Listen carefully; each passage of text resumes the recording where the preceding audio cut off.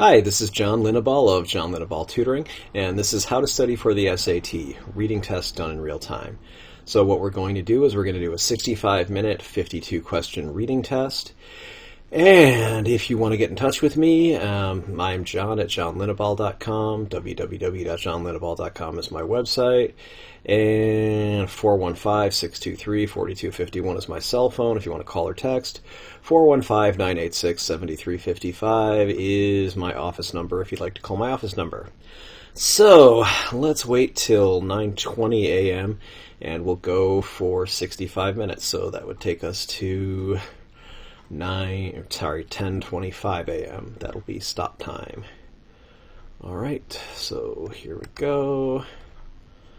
And here is my answer sheet that I've made up for this.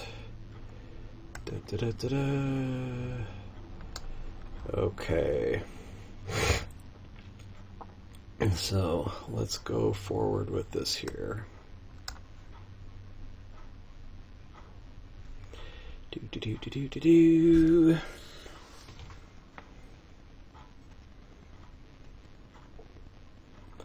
All right, 9:20. All right, let's get started. So, reading test. Okay. First thing I'm going to do is go to these things and, all right, see if we've got some questions that we can go to. Okay, let's look for... Okay, 8. Here's a vocabulary and context question. Excuse me. Let's go to line 44. Line 44. Okay. I would do so dragging my feet, a weight on my soul. Okay, so it sounds like a burden. Something is okay. Okay, so it's not bulk, it's not force. Hey, burden. All right. So let's go with number 8. And we're going to make that burden. So B. Okay. So, all right. So number 9, 57 through 58. The word friend. Okay, a friend of yours, a lifetime friend. Okay, and now he's your friend too. Okay, so here, let's see. Okay, we're talking about read and experienced Great Expectations, some parody of a few authors. Okay, I thought Mr. Dickens was one of them. Okay, so he thinks Charles Dickens is this book, must be a bookseller's friend. Okay, a lifelong friend, now he's your friend too. Okay, so... it's emphasizing how important this person is. So, okay. Emphasizing the narrator's connection to Sempere, how friendships helps him deal with the emotional connection. Okay, so I'm going to go with C. You know, it's this guy, that this author will be your lifelong friend, even though Dickens probably had been long dead when these events happened. All right. So let's see here. All right, so let's go up to the beginning. Over the course of the passage, let's read the passage here. Okay, even then, my friends are paper of ink. Okay, I'd read and write long before. I cast light, streets, and people. Boundless world, a safe haven from the troubled days. Okay, didn't like to see books that offended him. He was 10. He said, I'd better get rid of my... Okay. If I didn't want to end up a loser, a nobody.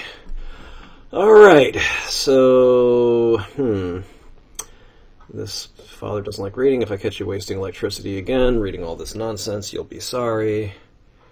Okay.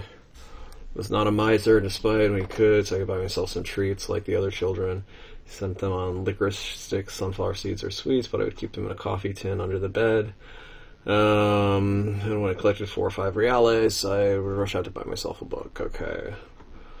So, all right, let's see. Main focus goes from the kid himself to, okay, my favorite place was Sempere and Sons, Old Paper and Dust. Okay, so it looks like it goes from General discussion of the narrator's love of reading to a portrayal of an influential incident. That seems pretty good. It goes from the lifelong friend. Okay, to narrator's father, to examination of an author with whom...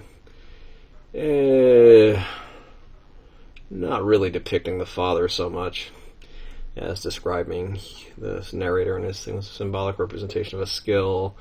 No, not really. It's not his skill. He didn't write the book. The narrator's aspiration before he met Sempere. No, that's not it either.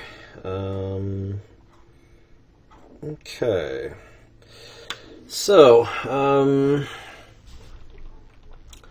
I'm gonna go with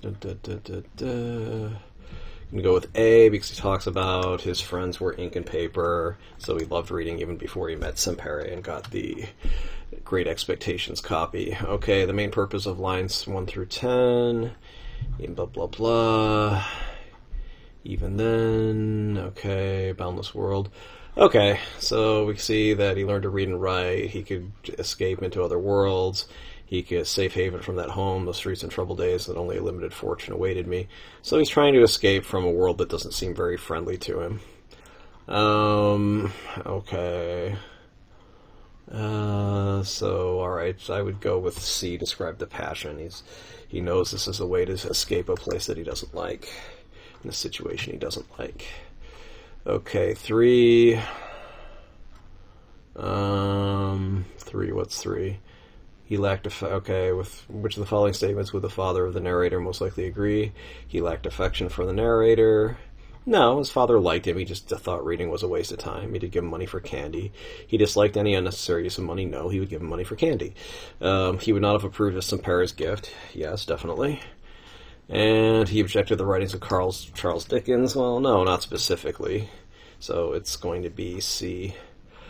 Which of the following? Okay, he would not have approved. Well, okay, my father didn't like to see books in the house, so somewhere between 10 and maybe 14. Okay, well, that's not one of the answers, so 24 through 27, my father's not a miser, okay, blah, blah, blah. So that's not it. 35 through 37. No. 37 through 38. No. 59 through 61. Okay, hidden under my clothes so my father wouldn't see it. Okay, that's going to be the best one, so it's D. Alright, so let's go to the next one. It can reasonably be inferred from the passage that the main reason the narrator considers Great Expectations to be the best gift he ever received was, reading the book and doesn't want to be a writer. Possibly. He'd only been given sweets and snacks. No. Sempere held him in high regard. As a friend. Okay, so yeah, it's A. Because it talks about, soon I was convinced I didn't want to do anything else in life but learn to do what Mr. Dickens had done. So you look at lines 66 through 66, 67, 68. Okay, next one. So, which provides the best... Oh, okay. That's why it's important to mark off these things and know where these things are. So, boom, it's going to be D, 66 through 68. All right. So, 7. The narrator indicates that he pays Sempere less than Sempere expects him to pay for the books. All right. So,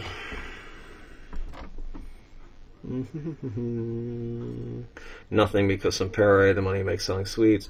Okay, so it's D. Much less than the books are worth. Why? Because we see... the books will ever let me sit and read any book I liked. He hardly ever allowed me to pay for the books, but when he wasn't looking, I'd leave the coins I managed to collect. It was only small change. If I had book to buy with that pittance, it probably would have been only to afford a booklet of cigarette papers. Ha ha ha. Okay, so that's the only kind of book he could afford. Alright, so he paid much less than the books were worth. Okay. So let's move on to number 10. Number 10 is... What is number 10? Okay, which statements describes the relationship between Samperi and Charles Dickens? Okay. Probably the best one would be that he's an avid admirer of Dickens's work.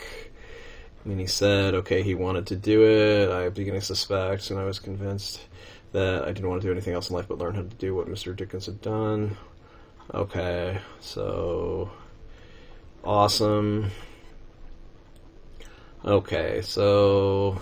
I would go with B. Nothing says that he's his most appreciative reader, or that he thinks he is. Doesn't say he read Dickens's biography, so how could he be feel a connection to it? And Samperi models his own writing after Dickens's style. He doesn't say that. He says he wants to do what he did, but that doesn't necessarily mean he's going to have the same writing style. So let's move on. Okay. Okay, Malhotra, why no results later rarely see the light of day. Okay, failed to see an effect that should be detectable. Okay, so this is about when the experiment doesn't give you the results you want. So, okay, test time-sharing experiments for the social services. Okay, tend to favor legislative approach to bring federal over those who tout to focus on policy matters. Okay, null effects don't tell a clear story, never published, disappointed not to see any. Okay, will require shift in expectations. Okay, over 42% of the experiments were statistically significant over those. Okay, 62% were ultimately published, 21% of no results. Study praised the clever design. It's very important. Okay, University of California, Berkeley. Okay. So, alright, strong results, mixed results, okay. Alright, we can see from this thing that most no results are not even written. Then they're unpublished but written. Some are published in a non-top journal, and few are published in a top journal. Strong results, okay, almost always written. Unpublished but written. Published in non-top journal. Okay, so if strong results, mixed results, almost as likely to be published. Okay, so here we go. The passage primarily serves to discuss recent findings, common reporting of so change to that practice. Okay, the shortcomings of current. Okay, so I'm going to go with B. Because they're saying, okay, null results where you don't get the result you want are not likely to be published, and that these should probably be published more often. Okay, registry for data okay, pre-analysis plan. The bias against going to waste time and money. So, okay, so if they make the data available, maybe they can stop people from repeating studies that aren't very likely to yield results, etc. Okay. So, number 12, as used in line 21, allows...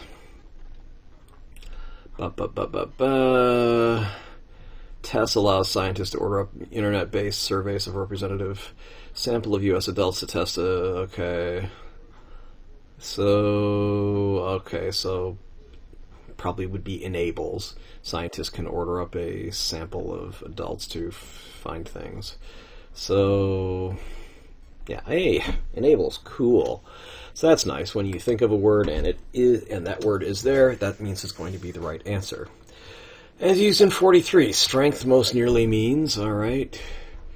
Strength, 40, let's see. Did that say line 43? Yes, 43.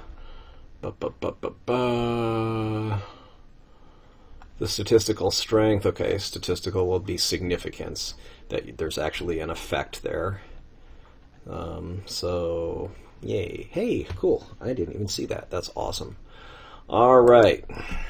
So, let's go to 14. All right. The passage indicates that a problem with failing to document null results is that the results of related studies will be misleading. Researchers may overlook promising areas, mistakes in the connection, the bias against null results. Well, okay. Okay, so let's take a look here. I would go with probably misleading. They can look stronger than they should because earlier null studies will be okay, so that's 58 through 62. And alright, so we can answer this one here. 44, we can answer A. Alright, so 16, based on the passage, which of the following hypothetical situations would Malhotra most strongly object? To which, okay, would they strongly the research which is public knowledge in anything less than a top journal? Well, no, that's a little snooty, but okay. Researching excludes a portion of data that results. Oh, okay, yeah, that would really annoy him because then you're not being honest with your results. Unknowingly repeats a study that produced no results. No, that's bad, but that's not that bad. A research team performs a follow-up study that expands the scope of an initial study that produced no results. No, I mean, basically it's just if it looks like you're altering the data in some way, then that's a problem, right? Good. Okay. Which choice provides the best evidence? All right. Then let's look at 36 through 37. No,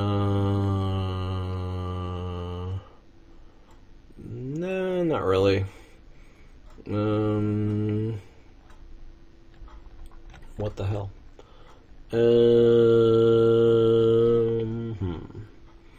Overall null results. Okay, 45 through 48. 45 through 48.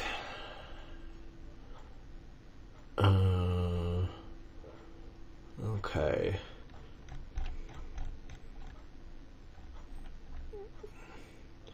'62 through 68. Okay. Even more troubling, the two just went on to publish based on a smaller sample. We used the student sample, did yield fruit. Okay, so yeah, it's troubling that he used that, so that they used a smaller sample, so yeah. That's kind of cherry picking. Okay, so I'm gonna go with C, is it? 69, okay, is it? Yeah, okay, so it is C. It's not 69 through 73, it's the one before it. Okay, awesome.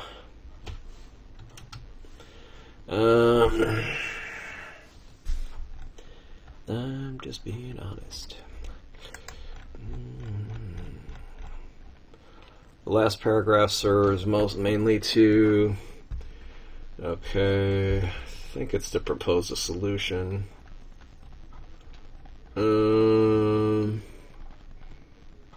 Would address these problems pre-analysis, what they hope to achieve with the data, tweaking their analyses after the data are collected in a search for more published. Okay, so they're proposing a solution. Okay.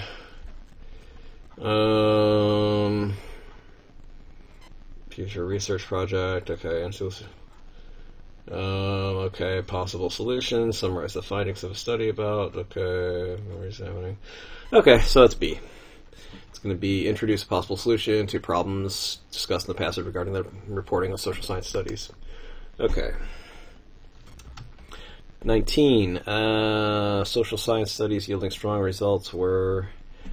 Okay, unwritten over 50... Okay, we know that's not right. Unpublished but written 50% of the time. Published in a top journal about 20% of the time. That sounds about right. Published in a top journal...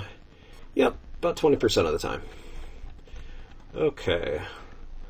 So, 19 is C. Okay, and it's not 80% of the time for a non-top journal, because then that would be everything else would publish in a non-top journal, so it can't be that. That can't be it. All right, which of the following statements is supported by the graph? Studies with mixed results were just as likely to be published as they were to be left either unpublished or unwritten. Okay, here's unpublished, or here's unwritten, here's unpublished. That's 50. And then it's about 40%, so maybe, but let's look at the other ones. Studies with mixed results occurred more frequently than the studies with strong results and null results. I don't think that even says how many there were. Doesn't. Oh, 42, 36. Well, okay.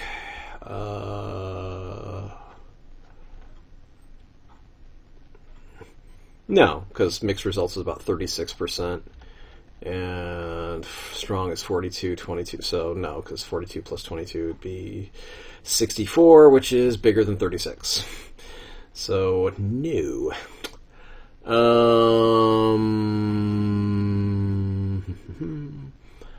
Third 20. Okay, we're looking at 20. Studies with mixed results. More coordinated. Okay, no. So B's wrong. We're more likely to be published in top journals than in non-top journals. I don't think that's right. Or the most common type is okay. Mixed results is not the most common type. Non-top journal. No, so that's not it either. So they'd say more likely to be published in top journals and non-top. No, okay. Occurred more frequently than studies with strong and null results combined.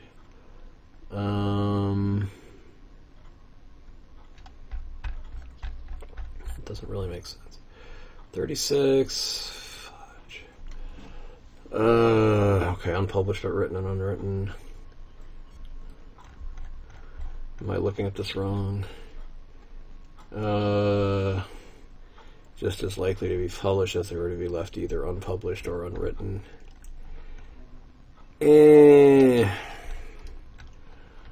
I guess that's about right. Oh, wait a minute. They said published. Oh, didn't they? Yeah, okay, because if you have published in a non-top journal with published in a top journal, that is 50%. Okay. So A. Alright, by process of elimination and then actually figuring out why it's right. Good. 21 is which statement of the passage is most directly represented by the data in the graph. Okay. So 30 through 33.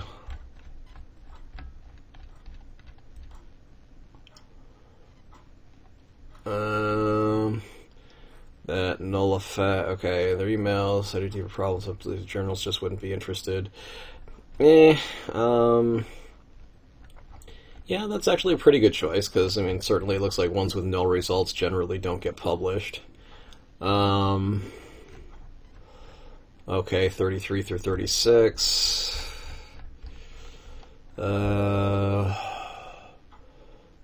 unfortunates of null effects do not clear. Never published, definitely disappointed to not see any 33.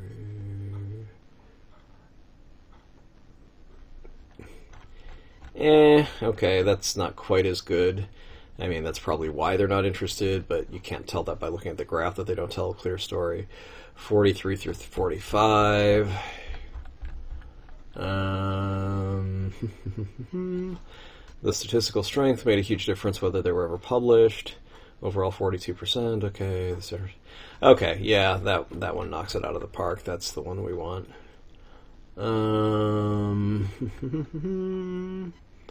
So, okay, C. And alright, just because we should, let's look at 52 through 55. I don't think that's the right answer, but we should always check these things. Clever design, very important paper. Start to put on things we want to understand. Meh, yeah, that doesn't really work. So, okay, no worries. Alright, 22.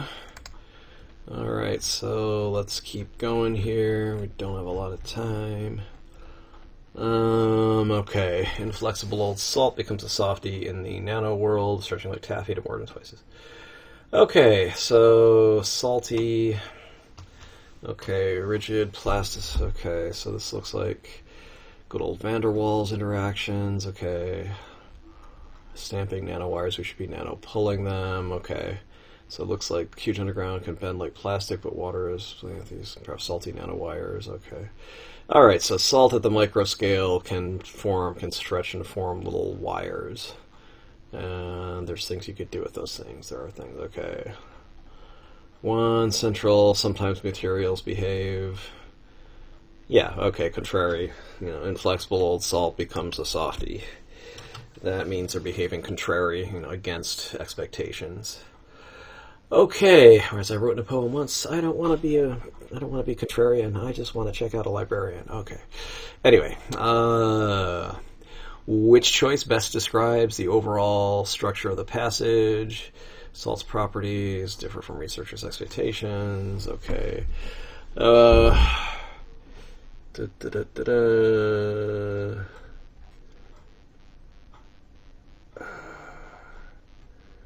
Okay, gravity, surface tension, nanoworld, okay. Sodium chloride, okay. Fudge. Alright, so inflexible, so metals such as gold or aluminum can stretch out at temperatures well below there. Okay, different forces rule the nanoworld. Okay, so there are things that actually, in the microscope, the salt stretches to rearrange the atoms rather than break. Okay, this talks about surface tension, electrostatic forces, van der Waals forces. Okay. So, doesn't really talk about hypotheses so much about it, or an experiment that does it. Several ways in which salt's properties. Okay. Salt crystal. Okay. So, neat. Alright, I'm gonna go. I don't think it's a description of two experiments and a disagreement in the results. It looks like that. Looks like that's not actually what's going on here. They don't disagree. So, an introduction to an interesting salt property, description, and speculation regarding its application. Okay. Making nanowires. Okay, so it does talk about an application, description of discovery, and okay, so it's D. It talks about how, that's an interesting property. Here's how it was discovered. Here's something you could do with it. Make wires. Okay. Alright. Well, somebody's calling me, but I don't recognize the number, so I'm not going to pick it up. Alright, 24. Which choice provides the best evidence for the claim that Moore's group was surprised to see salt stretching? Okay. The salt actually stretched. Hello, this is John Linneball. I can't answer the phone right now. So, okay. If you leave your name, your phone number, and when you called, I will certainly call you back. Alright. So, they didn't expect superplasticity in a rigid crystalline like salt. Okay, bizarre behavior. Okay, 17 through 18. Yeah, that looks like the right one. Blah, blah, blah. Yeah, so I would go with A. B, 26 or 28. They were investigating after cleaving about the size of a sugar cube. Got the microscope that detects forces. There was no very strong to glom onto it. Okay, observe. Okay. And then they observed what was happening in 56 or 56. This may change your view of things. Yeah, so I think it's just A, because that would be the one they don't expect a rigid material to stretch. Alright, 25. Used in line 20. Rule most nearly means. Okay, 20. Rule, okay, so forces rule the nano. Highlights that different forces rule the nano world, so control, like govern. So, okay, hey, control, awesome. Alright.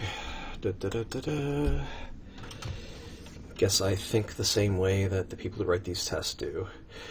Alright, so I'm always coming up with the same words that they used. Okay. So, according to the passage, researchers have identified which mechanism as potentially responsible for the initial attraction between the microscope tip and the salt. Okay, it's definitely not gravity. It's not nano-imprinting. That's how little wires are made, micro wires. Surface tension or van der Waals interactions. Believe they said van der Waals interactions, but let's take a look. The attraction between the tip and the salt might be good to electrostatic. Okay. Might lead to excessive Okay, the initial attraction is van der Waals, and then the elasticity might be excessive surface tension. So let's reread the question to see what they're asking about. Okay, the initial attraction, so that would be van der Waals interactions. Important to read these things carefully, kids. All right. 42. Okay, let's go find 27 here. All right. So, as used in line 42, lead to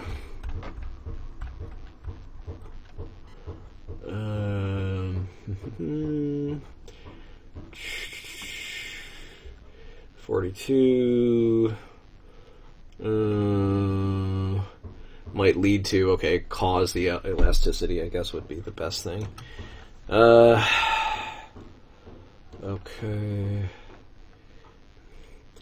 Okay, guide to, result in. Okay, so yeah, I'm going to go with result in. It's not point towards. It's not leading, you're not guiding someone. It's just results in. It just causes it. It's not something that, hey, you could go this way. It's like, no, I'm forcing you because I'm a natural force.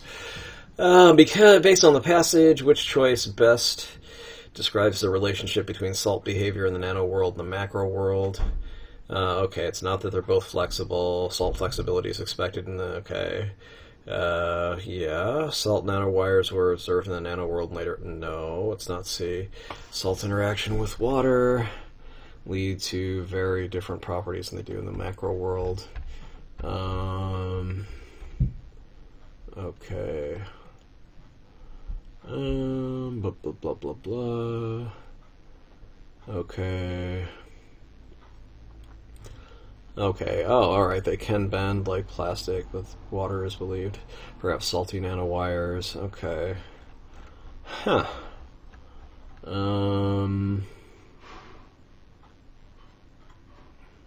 Maybe C. Salts, interaction with water, okay, so it's not D. In both the nano world and the macro world, salt can be... Okay, so they can be, it's just they think water's involved in the macro world, so it is A. Huh. Okay. 29. Let's see, 28. Yeah, it's flexible, right? Yeah. Okay, could bend like plastic. Okay, so cool. Let's move on.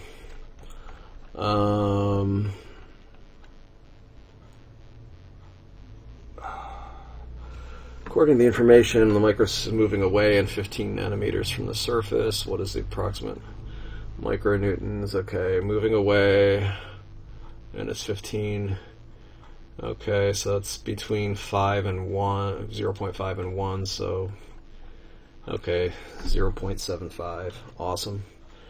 Okay, 30. Wait a minute. Oh, that was a best evidence question. Okay, 30 is the 0.75. Whoops. 29. Okay, so this is D. 51 through 53, right? Yeah. 51, okay. Huge underground deposit salt can bend like plastic. Okay, wonderful. All right.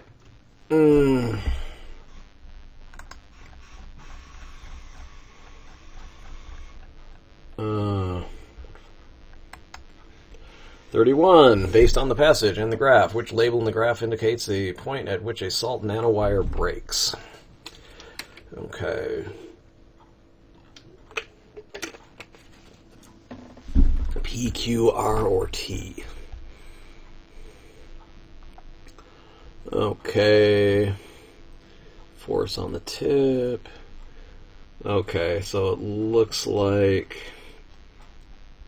I'm guessing that the thing breaks when it becomes a flat line. Okay, because it looks like here's the force, and then it just drops down to 0. Okay, so there's no force on the tip. So then it would have to be T. PQRT. Tip moving towards it. Oh, okay, because tip's moving away, so then that would be where it breaks. So yeah, it's T. Okay. 32. Oh, we got 32. Let's do 32. Ba, ba, ba, ba, ba, ba. All right. Okay. Mr. Lincoln likes that bond of the federal joining free and cannot stand. Lincoln's that bond, okay. Government is contrary to law. It is to divide into free of this day. Okay, Stephen Douglas. Okay, so this is a state rights argument. I now come to the question why this union cannot exist forever, divided into free and slave states. If each state will carry out the principles upon which our institutions were founded, to wit, the right of each state to do as it pleases without meddling with its neighbors. Just to act upon that great principle in the union will not only live forever, it will stand and expand until it covers the whole continent and makes this confederacy one grand ocean-bound republic. Okay, complaining of what I said in my speech at Springfield, she said I accepted my nomination for the senatorship. He then quotes that portion where I said, a house divided against itself cannot stand. Let me say in a word, with regard to the matter, he tries to persuade us that there must be a variety of different institutions that states the Union. The variety necessarily proceeds from the variety of soil, climate, the face of the country, and the different natural features of the state. I agree to all that. Have these very matters ever produced any difficulties in mind? Not at all. Have we ever had any quarrel over the fact that they have laws in Louisiana designed to regulate the commerce that springs from the production of sugar, or that we have a different class relative to the production of flour in the state? Okay. They don't make the house divided against itself. They are the props that hold the house and sustain the union. But has it been the element of slavery? Have we not always had quarrels and difficulties over it?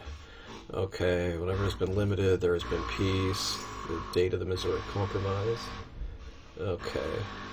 Oh boy, somebody's doing some yard work outside or something.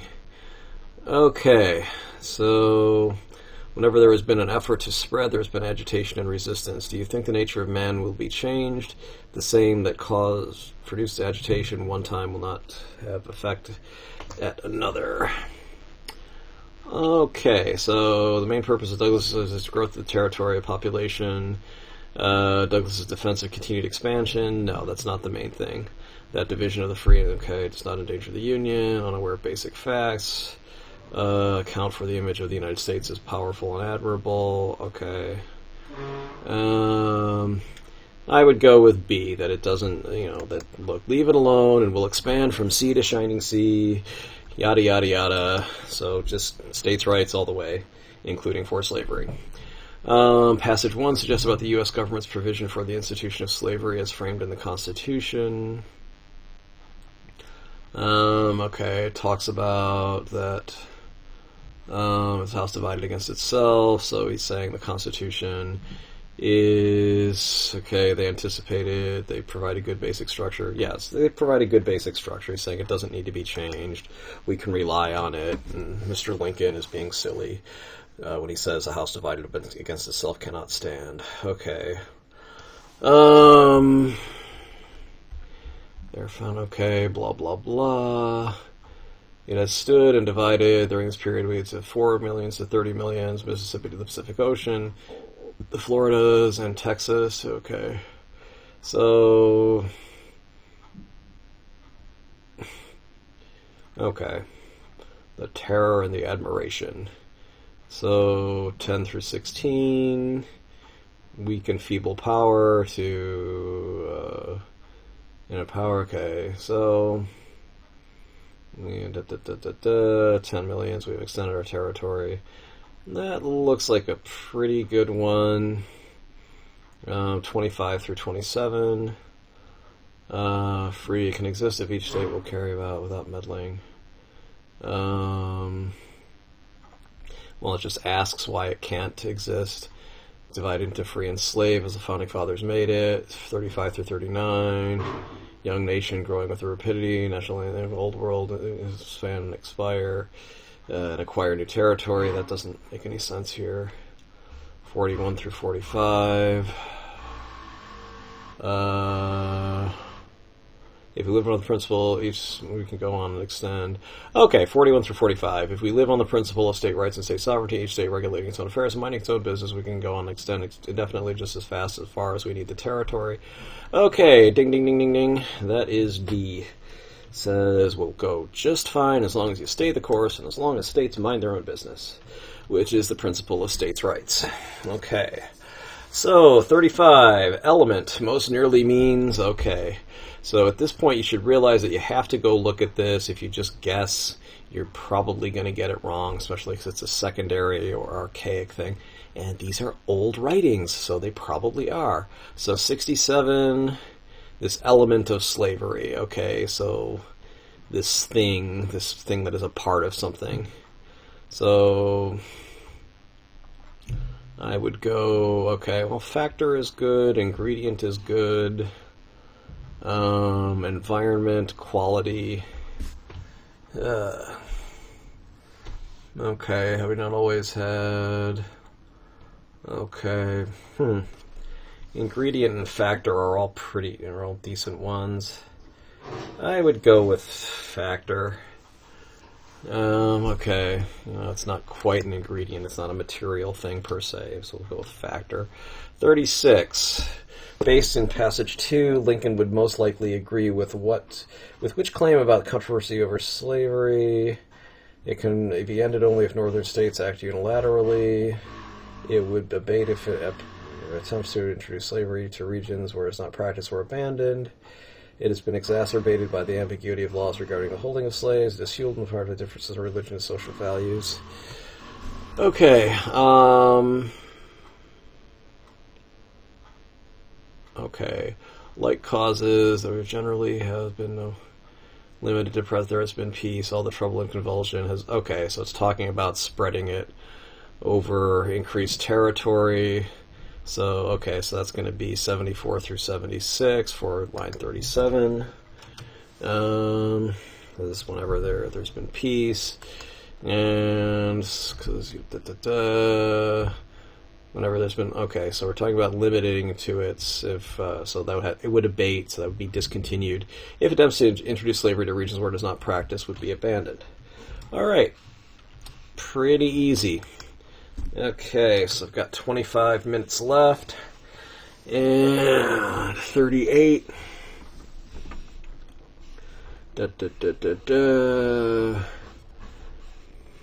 Nature most nearly means, okay, 84, right? Do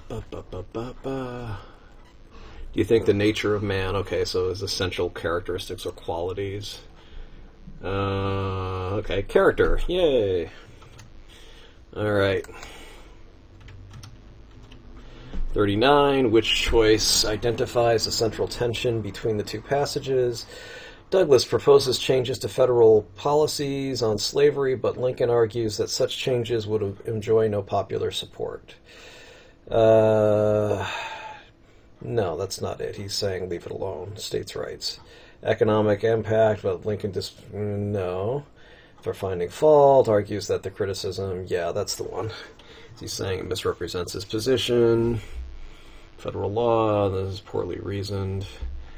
No, I don't think so, because Lincoln, he says here, he again quotes the portion House divided, he tries to persuade us there must be a variety, blah, blah, blah. I agree to it, but has it always been? So, that's a problem here. So basically he's saying, well, he misunderstood this. And Douglas is saying, well, have you found the problem with the Constitution? I can't believe this. It's gone on forever. Where did he learn about what this government is contrary to the law of God and cannot stand? And, okay, we've obtained all this territory and blah, blah, blah. So... the other answer is interpretation of federal law that conflicts with Lincoln's is poorly reasoned. That's a good one, too. Those are both pretty good ones. Well, okay, it does say that interpretation of federal law, this is all states' rights. And he implies that Douglas's interpretation is poorly reasoned. No. Let's see. Okay.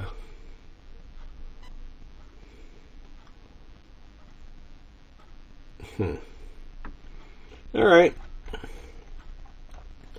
So, I'm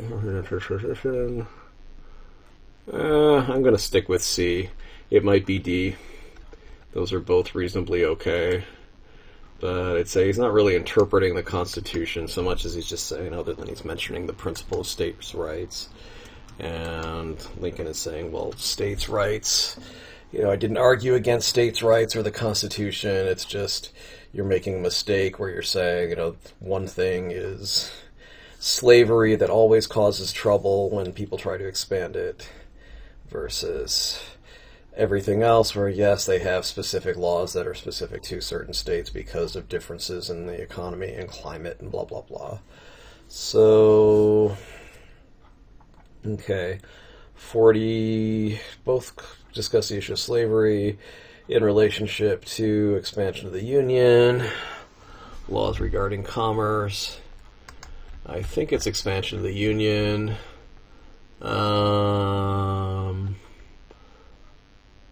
Okay, the first one, Douglas doesn't talk at all about laws regarding commerce. Okay. Yeah, and okay, so they're both talking about expansion into new territory, so yeah. That's, the whole, should you have slavery in new territories that are acquired by the United States. So,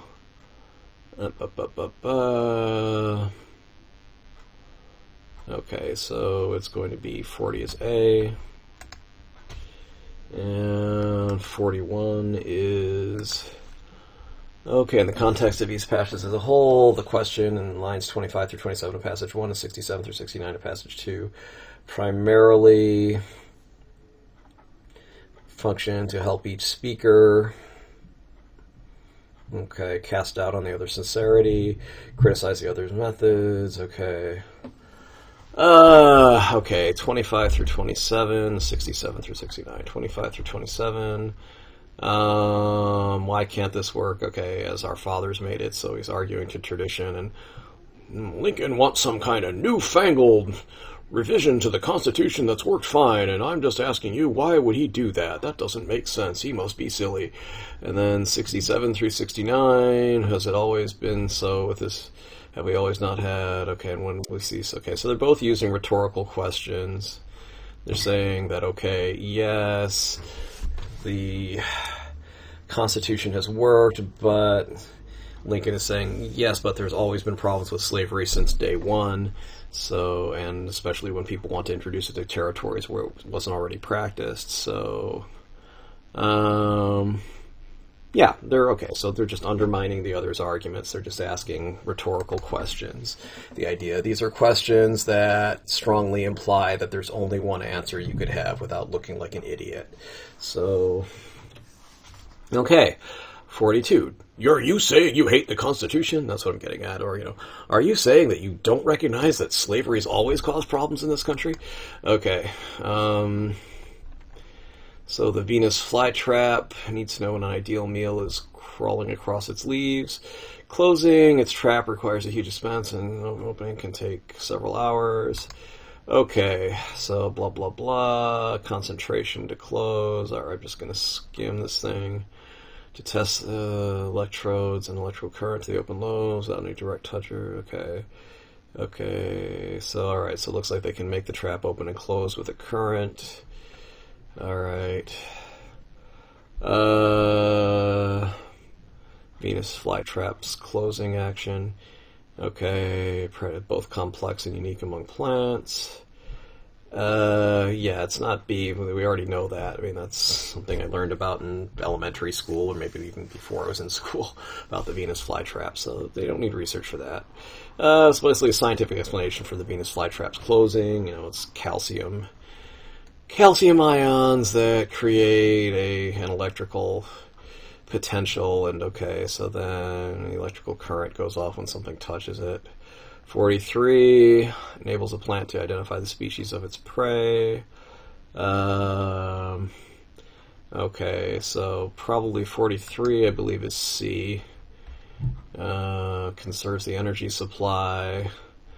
And 3 through 7, closing its strategy is expensive because only once the sprinkler dawdling is large enough to be worth its time. Yeah, okay, so definitely it's 3 through 7. So 43 is safeguards the plant's energy supply. 44 is A, closing, blah, blah, blah, because it takes a tremendous expenditure of energy. 45. The use of the phrase is dawdling insect happily meanders, unassuming bugs. It's a tone that, okay, it's informal. It's, this bug is walking along going, da-da-da-da-da, I'm having a nice time walking on this plant. Ah! And it gets eaten by the Venus flytrap. So I would go with, it's informal, it's not melodramatic. Melodramatic would be, oh my god, this poor bug was eaten by this evil insect-eating plant. Academic would be just talking about it like a professor, like most of this article does. And mocking would be, ha ha, look at the stupid bug, it got eaten by a plant. So that's not it either. Okay. 46. In the second paragraph, the discussion of short-term memory primarily functions to... Okay, 15 through 31. Let's look at it. We can look at this analogous. The flytrap encodes information that doesn't know is touched. Retain and finally retrieves it once the second hair is touched. If the small ant takes a while, the trap will have forgotten the first one. In other words, it doesn't close the ant. Okay. So, okay. So, controversial hypothesis, no.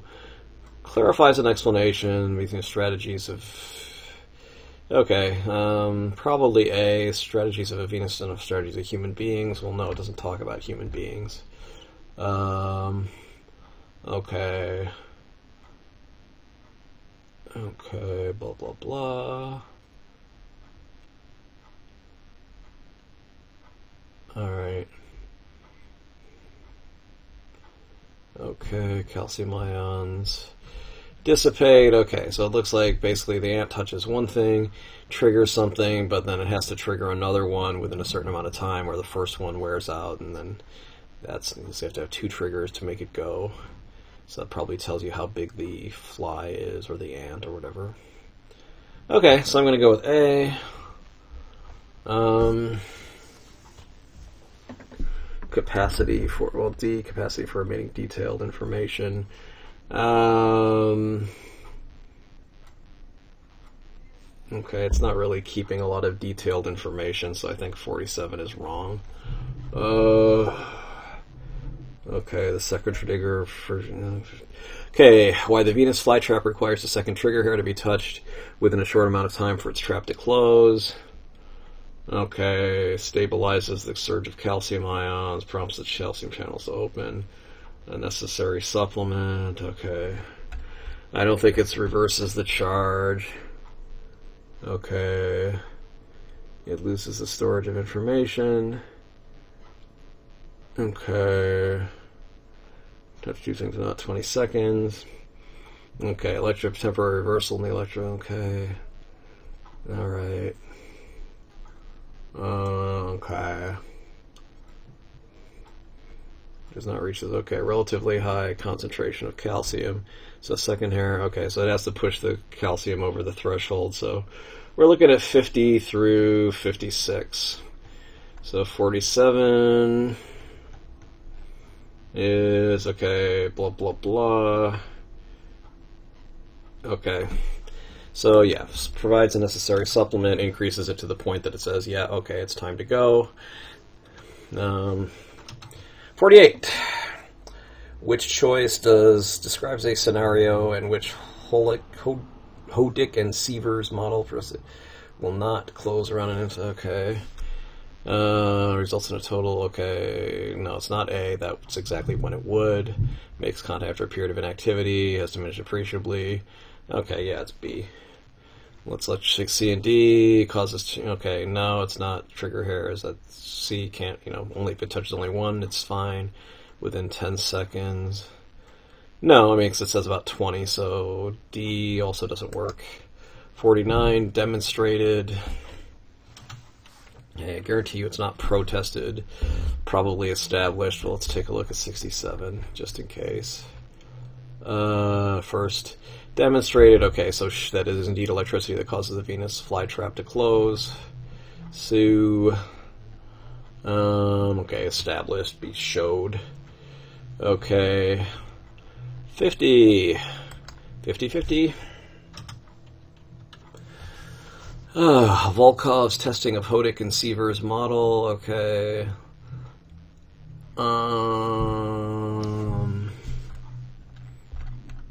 Okay, Volkov.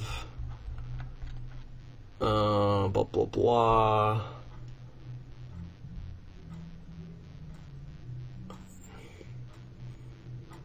Okay. Okay, so Hodik and Sievers said proposed relatively high and doesn't reach the okay. So okay, well Weiler didn't measure calcium levels, the current likely led to increases, so that would be the critique, is that how would you know that caused it? So I'll bet that's it.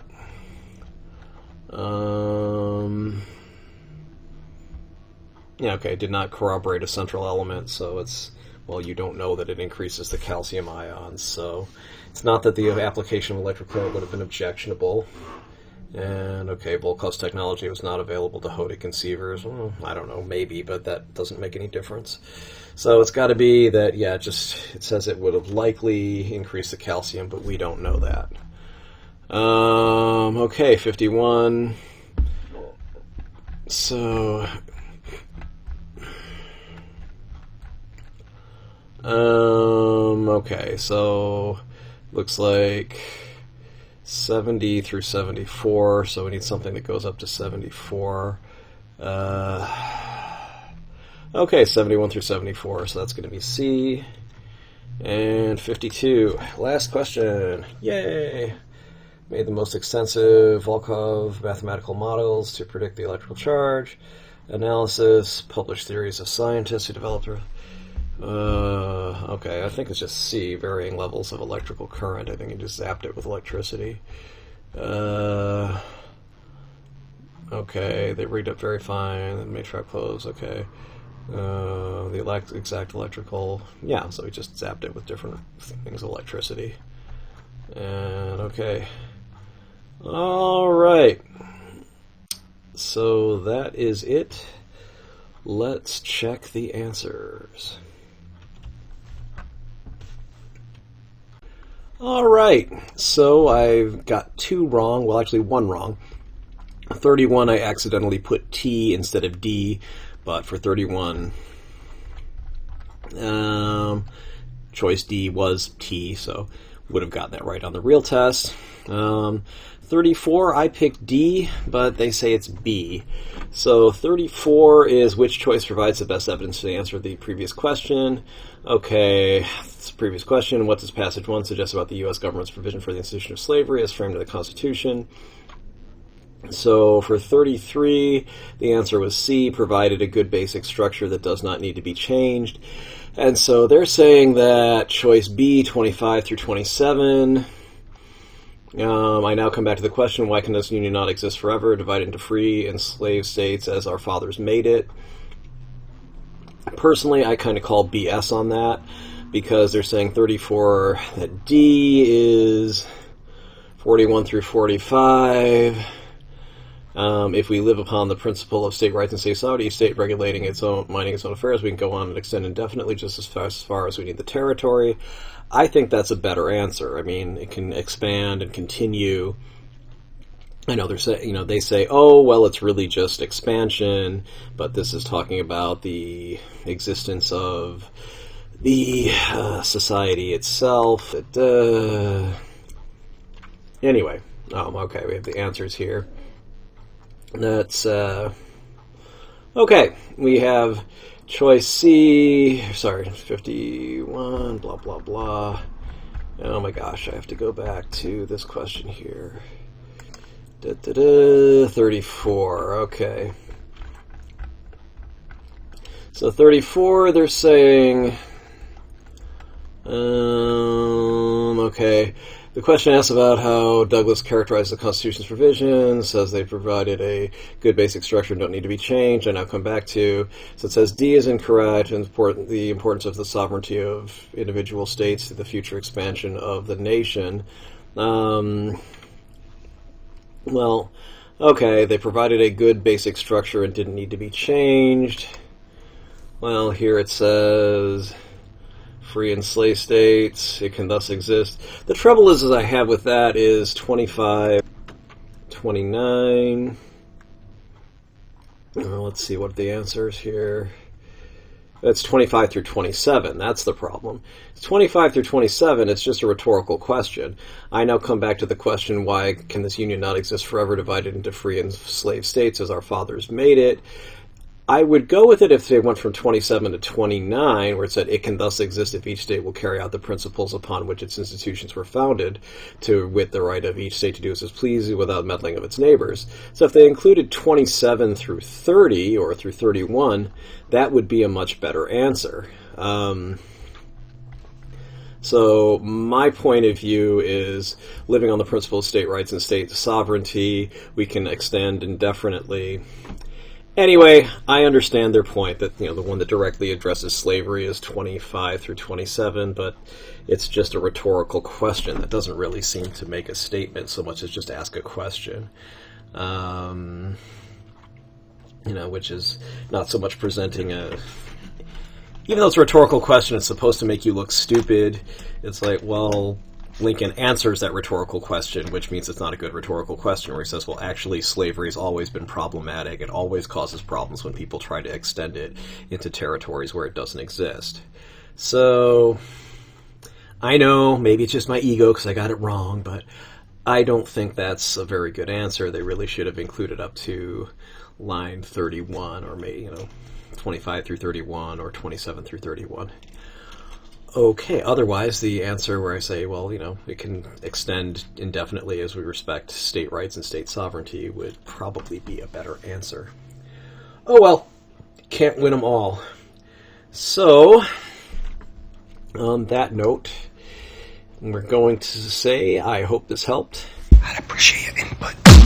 If you have any comments or questions, leave a comment below or contact me at the phone or email at the beginning of this video. If you like this and you want to help me make more videos, please like this video and subscribe to my channel. I do in-person and online tutoring for the SAT, ACT, GRE, a lot of different tests, and more. And again, thanks for watching this. Comments are welcome. I do reserve the right to edit comments on my videos for relevancy and common courtesy. Please don't put spam up there. Please, don't put something you wouldn't want your grandma to read with your name on it, okay? All right, and again, this is John Linneball. I'm with John Linneball Tutoring. You can reach me at john@johnlinneball.com, www.johnlinneball.com. johnlinneballtutoring.com will also get you there. And you can reach me at 415-623-4251 on my cell. And you can also call me at 415-986-7355, as the person who called in the middle of this video did. Pretty sure it was one of those spam calls. Anyway, have a nice day.